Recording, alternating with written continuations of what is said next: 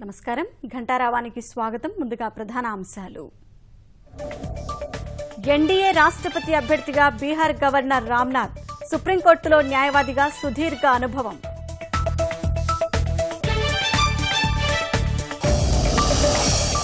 రామ్నాథ్ను పేదల ప్రతినిధిగా అభివర్ణించిన మోదీ, మద్దతు ఇవ్వాలని విపక్ష నేతలకు ప్రధాని ఫోన్.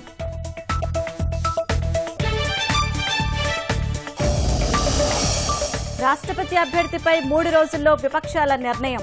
ప్రస్తుతానికి కాంగ్రెస్ మౌనం, పోటీకి సై అంటున్న సిపిఐ.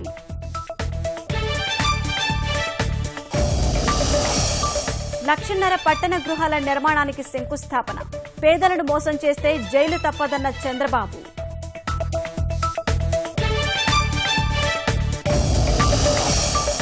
పట్టిసీమ నుంచి కృష్ణా డెల్టాకు నీరు విడుదల. 9 పంపుల ద్వారా 3150 క్యూసెక్కుల ఎత్తిపోత.